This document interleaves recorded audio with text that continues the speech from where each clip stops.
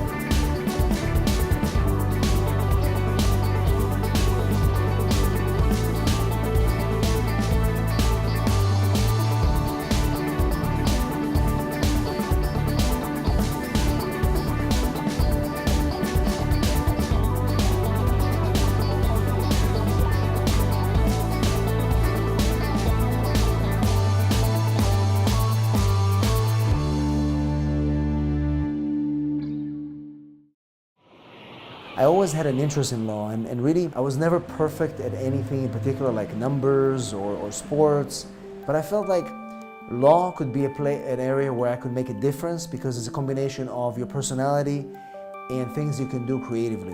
And so my first job was working for an immigration law firm, and that's how I started. And you know, when I started working in immigration, I knew nothing about what it is. But the first experience is that the connection with the customers, that is the biggest and the most amazing impact that you can do by being an immigration lawyer, because you make a difference in people's lives and you do it right away. You do it immediately. Another concern I have is I think because of there's so many people applying for H-1Bs, we're competing against Google and Microsoft and all those guys. And from my understanding, what I've researched and heard on the news, because there's so many, they're putting a cap on this now. Correct. And it might resort to a lottery system. It's rumors. Could you just tell me a bit more? Well, there is a lottery system. Think about it. There's 65,000 visas. We only have, every year is like 190,000 people applying for this thing. So there is a lottery. It's like you're basically 1 to 3 chances. Wow. Right. But if you don't try it, and most people don't even have that job offer that you have, right? I mean, people come to my office and they say, well, how do I get an H-1B visa? The first question I ask them is, do you have a job offer? And they say, we don't. And I say, well, go back and look for a job. You have one. I'm still not fully convinced that this can take place, this can happen. It's not a doubt in his team, but it's more of doubt in the process, because of we have the time crunch, we have to overcome my limitations on my resume. It's always a challenge when they don't have education and a degree for an H-1B visa, which is a work visa. And I think that what I like about him is the fact that he has a very good experience. His background is kind of progressive. He's getting he had a lot of good jobs but it's a challenge. I mean, those cases are hard. I mean, I've seen a lot of attorneys who fail in those cases. It's just that for me, I love a challenge. I love a challenge. It's going to be a battle. We have 27 days now before the deadline. We don't have much time. We have to get education evaluation. We have to get all these documents from Trinidad. Some of these previous employers are no longer in business.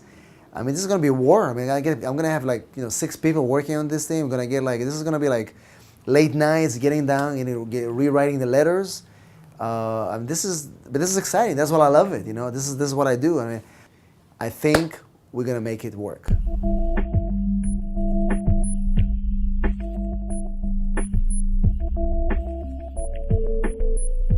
I look at it as a project in a way. A project where I have to make the best of what I can do with what I have. And I feel that it's kind of exciting because now I have the opportunity to make a difference, because it's my journey and I lead it the way I see it. Hello. Dad! I have 2 kids. Liam is 12. He's an amazing kid. He's kind of like what I wanted to be when I was 12, but I wasn't. He's amazingly talented. He does a lot of, he writes stories, he does memes and anecdotes, and he does videos. He does beautiful, creative videos, kind of like he steps out of his shell and becomes this new character. And I really I'm his biggest fan. And like I said, I wish I was like him when I was younger, but I wasn't. Noah is 9. She's a cute little girl. She's kind of like a bundle of joy. She's a special needs child. She was diagnosed with muscle dystrophy when she was 2, and it's a disease that kind of affects those kids. It gets worse with age, and but again, I look at it as kind of like a little blessing today, because every day with her is an experience. We learn from her. She's very happy, extremely happy child, and she brings the things that you don't feel that you have in you. When you spend time with her, you finally discover those things. And she is somebody that does not say much, but speaks through her emotions. And I'm very blessed to spend time with her. One thing I learned from my dad is inspiration, because before my dad had a YouTube channel too about immigration law, and that inspired me to have one of my own. And I started it, and it helped my creativity get bigger and larger.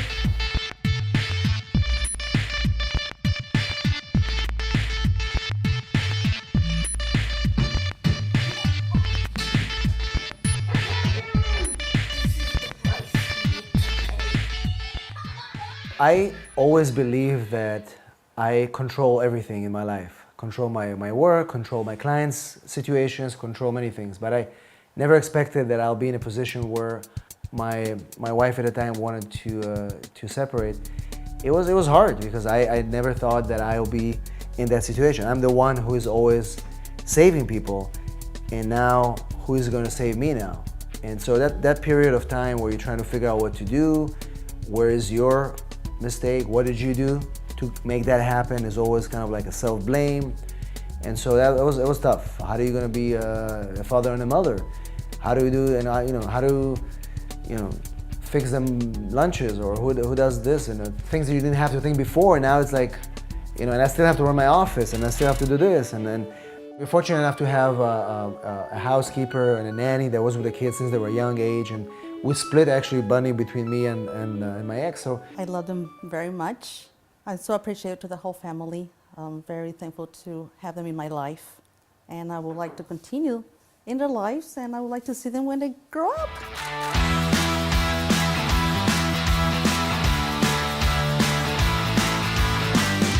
Sarvar Sador is they have one of those clients that they come to you once in a lifetime. They met them first time. They came after a bad attorney messed up their file. There was some urgency in the matter to file their business cases. We're talking about the L visa. Our company required to bring at least 3 to 4 top management executives from overseas, from Russia, Kyrgyzstan.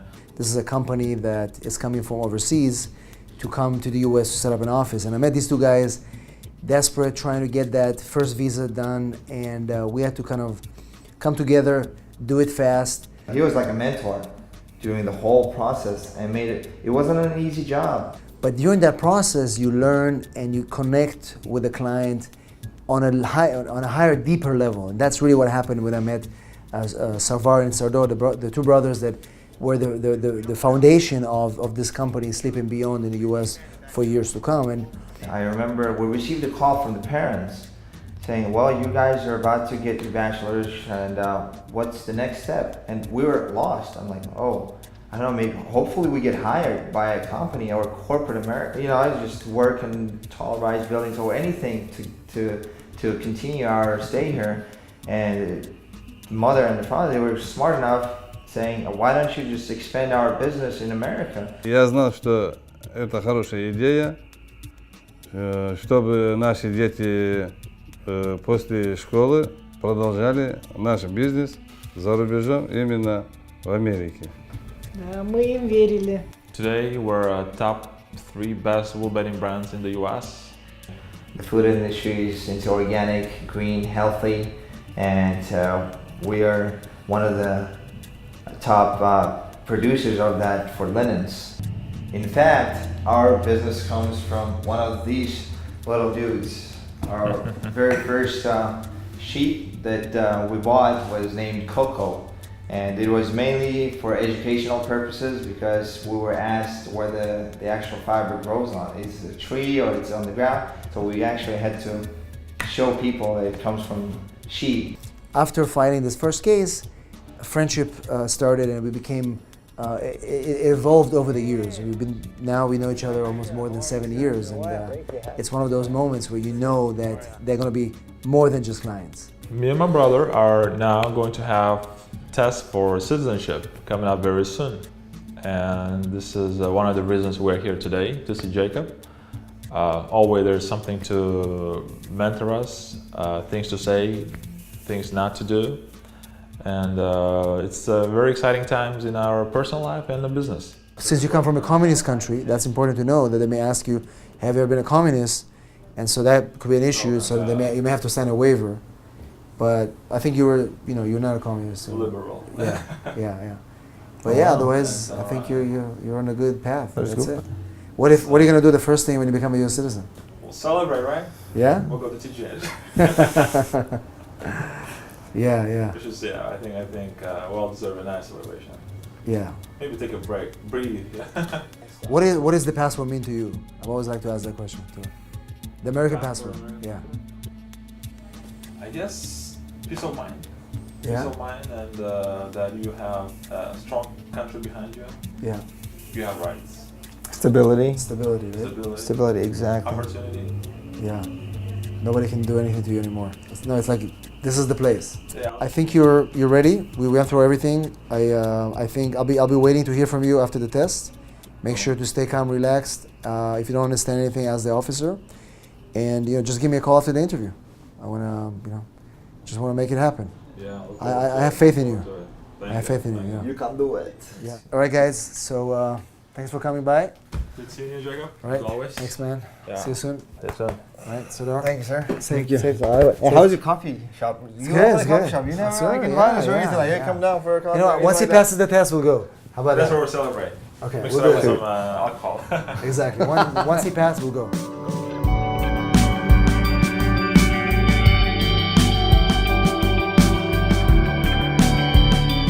Today, I'm actually getting ready to have lunch with a great friend, a mentor, and just a great human being, John Asraf. John has been an influence in my life since I met him a few years ago, and try to basically align myself with the path of success that I feel I can reach by modeling people like John, which are successful, humble, and are continuing to innovate. So I'm excited about that lunch. It's gonna be great. My biggest challenges right now is like, how do I take my law firm to the next level, and how do I motivate my people? I don't know if you have some tips on or some. When you think about just by definition, motive for action, right, is what motivation comes from. Mm-hmm. And not every person on your team can be motivated the same way. Right.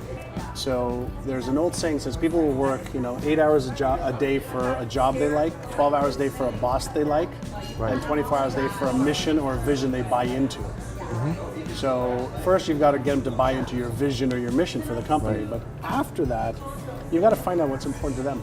Like, what is it that motivates them? What do they want to accomplish in their life? Right. And you've got to tie in what you want them to do with their path to achieving that, because they're spending 8, 9, 10 hours a day with you. Right. And so if they can see that the reason they're working is going to help them achieve their health goals, relationship goals, finance goals, fitness goals, charitable goals, that's the first part of motivation. Yeah. And then you've got One of the best lunches I had this year. This is great. Such an amazing guy, such an amazing insight, and just talking about all these things. And when you leave a meeting sometimes and you just feel energized and you feel like you want to do stuff right away. Always a pleasure to have lunch with John. I mean, I took some ideas, took some inspiration, and I'm excited for what's going to happen this coming year. We just have a great time together, just making a difference in the lives of others by sharing some of our knowledge and trials and tribulations of what's working and what's not working in our lives.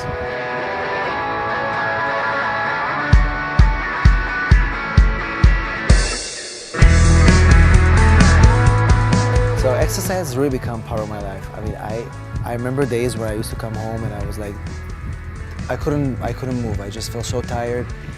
And I decided that I'm gonna, just like I eat lunch or eat dinner or need to go to work, exercise is now part of that routine. So I decided to take it to the next level. I hired a personal trainer. I said this is part of my, it's kind of like going to work, paying the bills.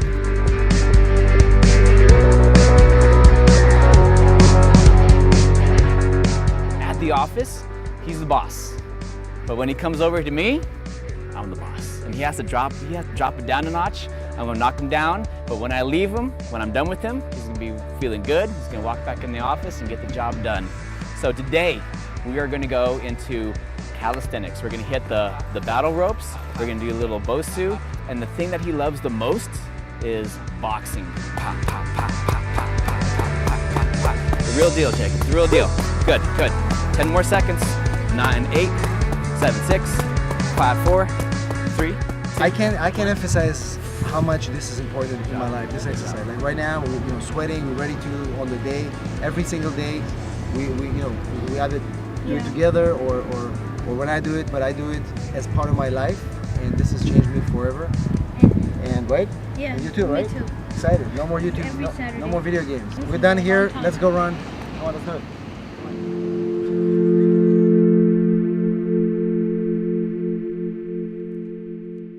Jacob called me over. I'm not sure what it's about, so I'm a little bit nervous. I don't know if you had some questions or, but it's coming close to, I know it's coming close to the filing, and I just hope he and his team has put together the work, the filing, and so it's a little bit tense for me right now, but we'll see how it goes. What's going to happen is that we're going to be finalizing the forms. We're going to copy the file. We're going to put it together into 2 copies. The government gets 1 copy, and then 1 copy is kept here. Now, remember we talked about the lottery concept, right? Yes, the lottery. You understand that even if you file this case, there is no guarantee that you're going to be selected in the lottery. It's not the best situation. I just have this, like, when he's talking to me there, I just had this sinking feeling in my stomach. I was like, oh man, is this gonna work out? Is this like one hurdle after the other? I just didn't want to express a lot of disappointment. But man, it's like, I don't know. I just have to go with the flow. I'm having these conversations with employers and people every day. I mean, like, it's like this next 2 weeks is the same conversations. People are like, what is going to happen? Am I going to be selected? What am I going to do here in the meantime? So it's tough. We're dealing here with the government. We're dealing here with the immigration.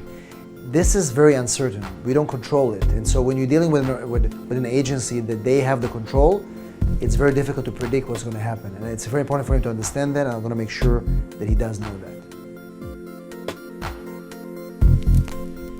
I'm from Haifa, which is a port city, just like San Diego. When I finished my military service, in Israel we all have to go to the army. I was in the Air Force. I decided that I'm going to leave Israel and go to Europe. And so I did my bachelor's in law in England, and California was on my mind. It was like this amazing dream. It was so far away, and I wanted to come to California. I came to see San Diego. I visited San Diego, and I fell in love with this place. I fell in love with the city. It was like so I landed here within an hour. I'm on the 5 freeway, and then boom, it hit me. It was one of those beautiful cities, and I felt connected. And so I went to law school in San Diego, and I graduated from law school here. And so my first job was working for an immigration law firm, and that's how it started. After a couple of years of working for another firm, I had the vision to start my own legal practice. San Diego is a great place for an immigration practice like ours, because we are kind of like the hub to Latin America. We're right on the border. There's a lot of trade coming in and out. And also San Diego is a huge hub for innovation. We have a lot of technology. We have a lot of startups. I own a co-working space, which is a place where entrepreneurs are working together, kind of like a commercial space where they share desks. And we started this because we want to give freedom to entrepreneurs from all over the world to be able to work. So San Diego to me is not only an inspiring place because of the opportunities, the border, the biotech, the startup community, but also it's an inspiring place because a lot of people who come here, they come to create. And I feel that. People, they want to be in a relationship. The level of relationship is different, but they want companionship and share their life with somebody. And for me, it was important because I'm a social person. You know, I wanted to be, you know, and I'm like already desperate with all my dating thing. I'm like, I'm just gonna call it quits and move to Africa and become a monk. And then I met her. I was very apprehensive to get in a relationship with someone who's very newly divorced, and so, but we did talk about it. I did raise it on the third date and went ahead and said, hey, look, you know, where is this, you know, going? And so we did talk about it. We decided we couldn't live without each other. She's a beautiful girl and good heart, and we just had a connection. And it's been a great ride since then.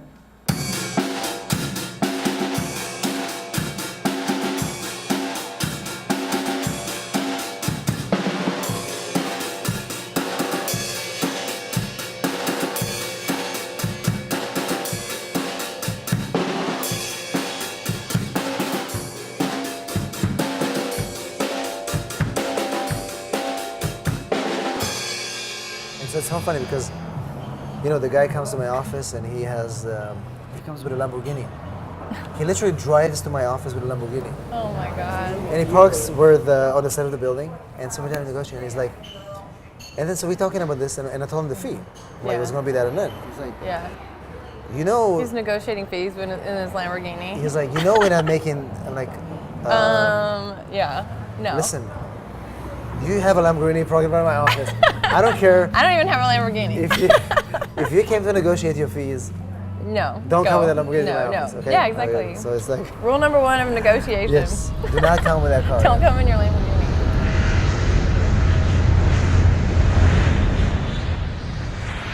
Traveling for me is a vital part of my life. I enjoy travel. I've always enjoyed traveling. I mean, since I left Israel to go study abroad, and I do it a lot. I mean, I've recently came back from Tokyo.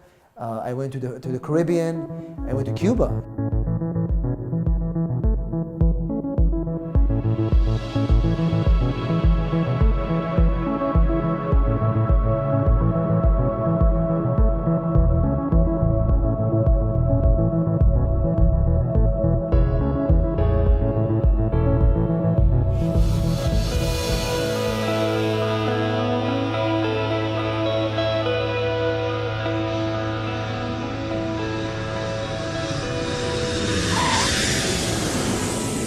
Literally landed a few hours ago from Tokyo. I spent last week in Tokyo meeting with some amazing entrepreneurs, visiting the city, and I actually was flying back during the elections, and I saw everything, you know, the excitement of people over there and the anxiety. I've just received a call from Secretary Clinton.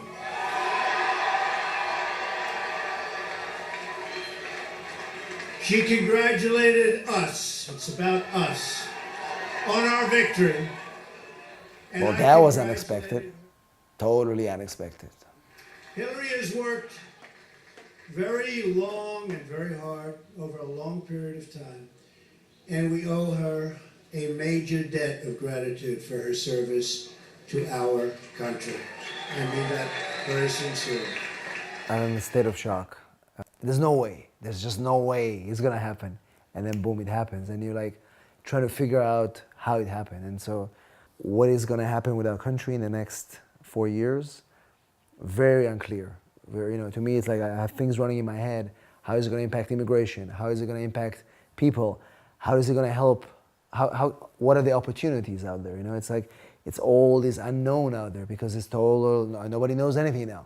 And so who knows? There's a lot of opportunities. I think people are scared right now, so it's a good opportunity to come out there and let people know what I think may happen or what I think I know, what can be done. Every citizen of our land, that I will be president for all Americans. I don't think any immigration lawyer knows the future. Just because I'm telling you right now, what I'm sharing right now are facts that I know. I know that he's not going to be president before January 20th. I know that he can execute executive power. I know that he cannot do anything without congressional approval for the big things. But what I do know is that if he decides to institute a regime of fear of negativity for immigration, of sending a message to the world that we don't welcome people to our country. That he can do, and if he does that, that's going to impact a lot of people. And so I think what we can do as immigrants, as immigration attorneys, as people that help our clients, we can say that we welcome immigrants. We want to help them, and immigrants are actually positive for our country. Look how much they do. I'm gonna end with one thing. I'm gonna say maybe it's not a bad thing that he was elected, because he is gonna bring the good in people that were hiding it inside. We're gonna be more respectful of each other. We're gonna be more kind to each other because we have somebody like him in the White House. We have to make it a point to be as amazing as possible. So let's make it amazing as possible. Let's make our life better. And I thank you from the bottom of my heart for watching this, and I'll do more of these, and I will try to get online again, share more information as I know, and I wish you all the best from beautiful San Diego, and I'm going to go to bed.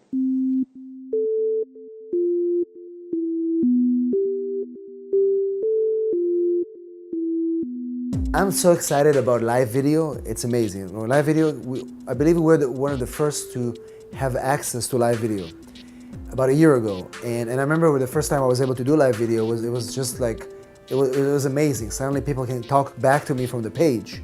And so at least once a week I like to do a Facebook Live.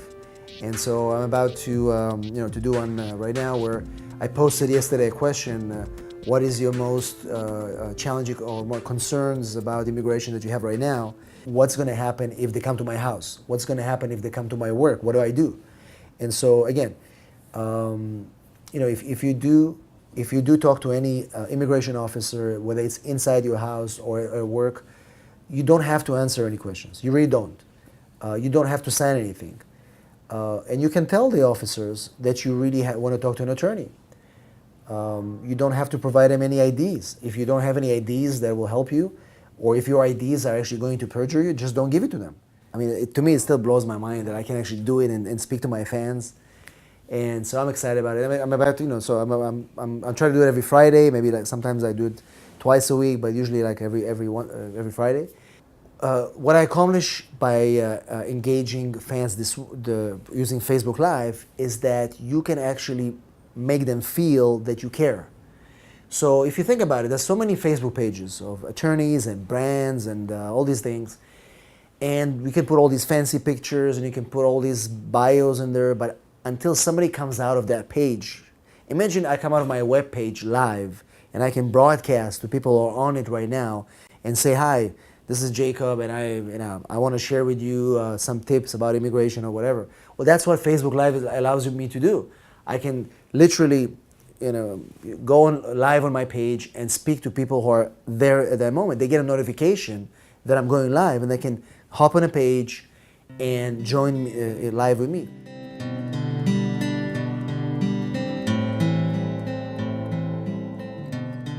Well, immigration is not a perfect science, It's we can't have all winners. There are many cases that are very difficult to win and sometimes impossible because of a chain of events. We pretty much exhausted all appeals. We are right now at the last frontier, kind of like I explained to you before. So we had the file was kind of resurrected at some point. We reopened it, and they kind of accepted some of our arguments, and then they refused to accept I guess the biggest point, which concerns your education, the validity of education. And like I told you before, I always think that if I was an officer and I look at the history of the case, I mean, it's more than 10 years that you are fighting legally to keep yourself in this country. Correct. And if somebody is looking at the factors and say, we managed to find a qualified employer, everything is good, level of education was correct, everything was correct, and then one officer subjectively suspects that your education from a bona fide university in Mexico may not be legitimate, one guy, and that kind of throws us back and forth into this horse race. To me, it's crazy, and I still sometimes I think about this file, and I'm thinking to myself, how is it possible that one human can subjectively destroy somebody's life, which in a way that's what they're doing. After a series of appeals and denials of a green card, we're trying to do our best in the final steps of the case, and now Mario has to make a decision if he's going to stay here without status or decide to go back home.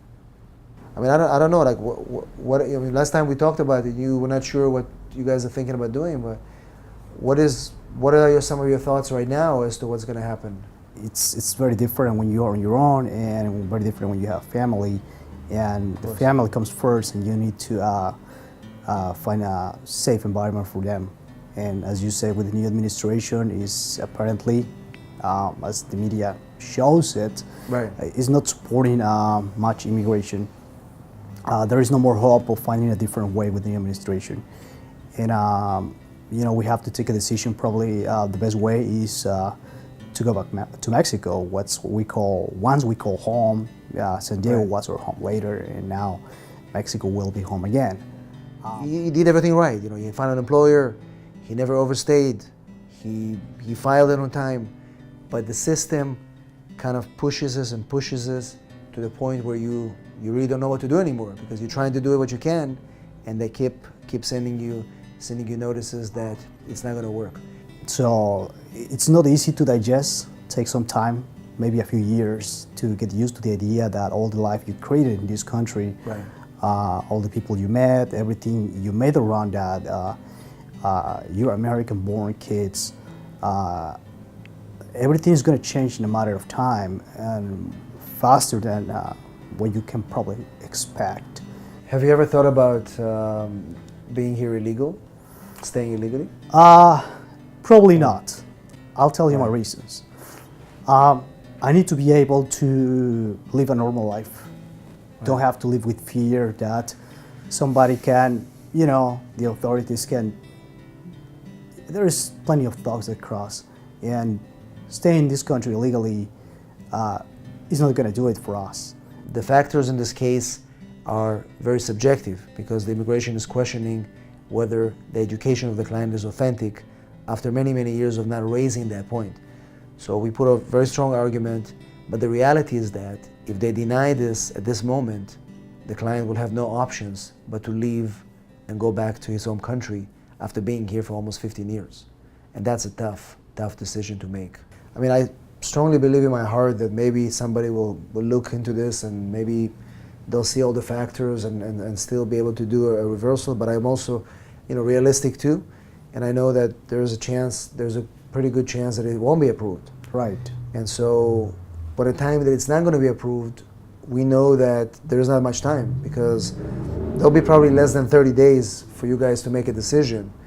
So that's something that's why, you know, I wanted to meet with you, kind of to put that in your head, that there won't be much time. We're going to have a month, unless there'll be an opportunity to do something else, which I don't know, probably not. Time will be definitely something that you won't have, and so it's something that is important to. So the concern that I have is that if they deny this case now, he doesn't have any more options but to return back to his home country, or fight his case in a court, which he doesn't really want to do, because his wife is sick with cancer, and there's been too much stress on this family. So now it's the final frontier where they have to make a decision: what's going to happen if this case is denied, and how is he going to move himself back to Mexico? I mean, how do you see yourself? I mean, the decision to leave is already made, or you still kind of? No, I think it's made. It's not a matter of if; it's a matter of when. Right. Obviously, you want to try to make the things work as best way possible. Yeah. So there is the smoothest possible transition between your current life and your new life anywhere you go, and probably the ideal time for that is hard to predict. You know, this is a time bomb. We don't know when a decision will come. Can be tomorrow, can be in a month, can be in 2 months. Right. Hard to tell. But we have decided that we must leave, and it's time for us to start looking into the details on, you know, what are you going to do with whatever you have here, your assets, everything in terms of children education, wherever you are going to go. Pretty much in your life, we have started working on the details. We just need to set a deadline and say, regardless of what happens, we leave in a month. They can take your visa, they can take your green card, and they can take your status. But your kids' education, the culture you've embraced here over the years, or more than 15 years of being here, the spirit of living in America, almost being an American in spirit, nobody can take it away. And even if you leave from here, you always carry that with you. And I think a lot of the people that are being removed or voluntarily decide to leave, they have that with them forever. The American, we call this the American anchor, which is something that is anchored in your heart and in your mind for the rest of your life because you lived here. And nobody can erase that. Nobody can go and catch people and say, before you leave, we're going to erase your memories because we don't want you to take it with you. They can't. That's correct. So a piece of paper, the visa, of course, is important. But the biggest thing that you accomplished and took with you in these countries are never going to be taken away. But no one else can fill the emptiness like a lover will.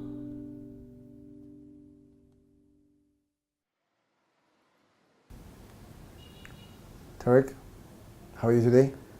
Doing good. This is the day. I know. It's the day, you know. I know they called you from the office. The answers are here. Right.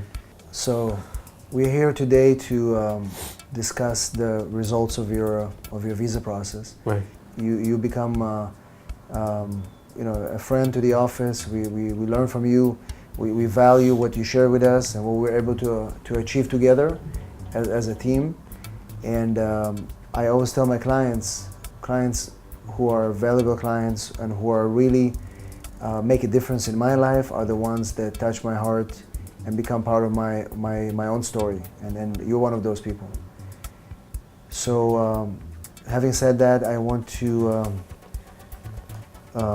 share the results of your visa application.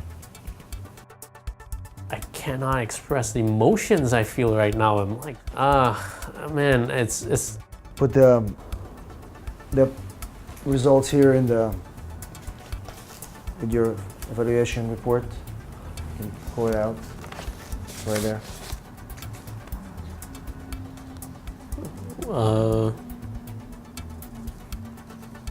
This means it's approved. That's what it is.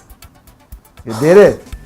At first, I thought it was not going in the way I wanted it, and then he pulls out this envelope. He gives it to me. I look at it. I see approval, and it feels like a weight has been lifted off my chest.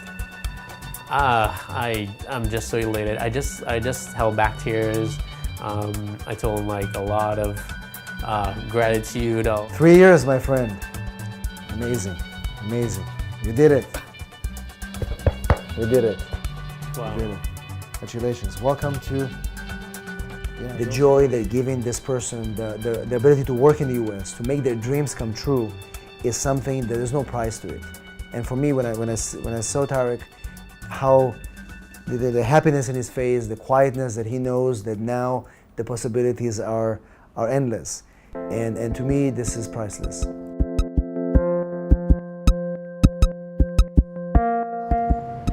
Years of practicing law, I kind of felt like I'm losing my passion, you know.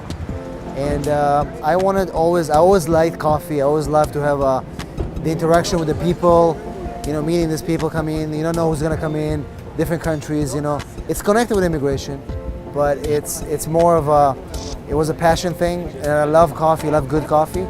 So I came up with this idea of this little coffee place called Simon Says, where we can kind of bring the culture of people together. I wanted to start a coffee shop, but I didn't know what it's going to be. And so one day a friend of ours who owns a hotel, he said, "Listen, we got the space down there. Let's do something." I came in there and I realized that they filmed the show Simon and Simon right here, the Kidding Hotel right here on the second floor. And so I said, well, you know what? That's the name. Simon Says. You know, it's the '80s show. Let's do it here. Simon Says. It's a place to make people happy, and so we just kind of converted this bar into the coffee shop. Came up with a logo. Simon Says is the place where things happen. This is like bringing back the '80s. This is kind of my little escape place where I get out of the office and I spend my days right in this coffee shop. So look at this. It's where's my panini? Let me tell you one thing. Yeah. there is no enemies. Right. There isn't. Right. The people, they create enemies. Right. But if you come to the reality, there is no enemies. Right. If I see an Israeli, he's my friend, I hug him, I kiss him. No problem. That's how we do it. You never Sardor got his citizenship. I'm super excited, and we promised that we're gonna meet here in my coffee shop. We're gonna share coffee and celebrate, like we promised. Oh, bon appétit. Bon provecho, senor. How are you? Good to see you. Good to see you too, man. How's it going, man? Good to see you. Congratulations. Thank you. Made it. Look at you. You look different now, citizen. Okay, yeah. Please, guys. Come in. You guys say Feels good now. Some coffees for you guys. the what? Wait a minute. Yeah. I need this one right now. Celebration. You know, you Can made you do a cheese promise, with coffee? right? You wanted to meet here Yeah. for the coffee. If you pass, Right. if you didn't pass, it was not gonna happen. Cheers. It happened. Thank you. Thank you. Thank you, sir. You know, one of the things in the citizenship, they ask you to change your name, right? Now I know you didn't change your name, but if you had to choose an American name, what would it be? If you had to, I kind of have an idea. Yeah. I know about your name. If you had to choose one, I don't But even anyway, have, I can guess his name. What's gonna be your name? Samar Jackson? Yeah, sure. Right? Did you know that too? I know, of course. SJ. Okay. You know, he's a big Michael Jackson fan. and I'll it's, take SJ. SJ. So for Jackson, yeah. And for you, it would be Al Pacino. That piece of shit up there, I never liked him, I never trusted him. For all that I know, he had me set up and my friend Angel Hernandez killed. But that history, I hear, is not. You wanna go with me? Say it. If you don't, then you make a move. I love it. I love it. So I think I like that about I'm you. gonna grab this cookie. Yeah. That's for you guys. That's for you. So that's a citizenship cookie. Bro, Seriously, come yeah. on. It was baked for you. No, seriously, that's the thing we're doing now. Really? The citizenship cookie. No way, yeah. really? Wow. Every client that passes, we bake them a cookie. So I'm not supposed to eat it, right? You're supposed to, yeah. Not yet. You're supposed to. I haven't passed it yet. No, it's true. This is the citizenship cookie, which means For you. it's baked, and you gotta eat it the first week where you give it to you. So yeah. It's a good. I brought it all the way for you. Yeah. I'm gonna eat like 10 of them. The citizen? No, only one. Only one, right? I don't even know why he's eating it. He's not even a citizen. That's what I'm saying. Few months. Yeah. That's fine. Still coming. Because you're brothers, that's fine. But otherwise, I wouldn't let you eat it. I would just take it away. I would grab it away from you. You know? Choke on it. Right? All right, guys. Thank you for stopping by. Thank you, Jacob. The future is bright. There's so many things that we can do with our life if we just put our mind to it. And for me, being an immigration attorney is more than just work. For me, it's something that connects me together with everybody around me, my kids, my family, my friends. I think life is beautiful. It's beautiful because we can do so many things if we impact other people. And what I do in my job is making people's life better. And I try to do it every single day. There's life in you yet, don't just stand there. If there's stones in your way, make them sand. If there's breath in your mouth, why not speak out? If you ever wanted something, go and seek. And I'm just like you, I see what you do, and I flew where you flew.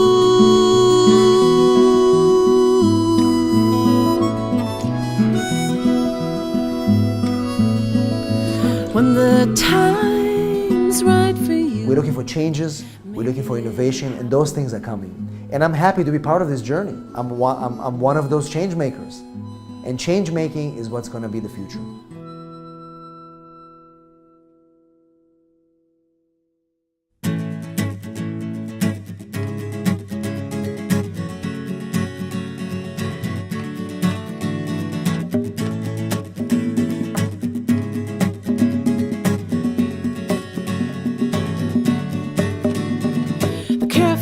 Economize, and junkies try to hide their eyes. The humble won't accept the prize, and the greedy never listen. The joker hopes the stranger's laugh will cut his loneliness in half. A moment in a photograph won't bring you what you're missing. The Bible never leaves the mind. Guilt is never far behind. You'll pay for all the forms you signed. Age is not forgiving. The lonely stack their lives on shelves, blame the world but not themselves. A dozen always comes in 12.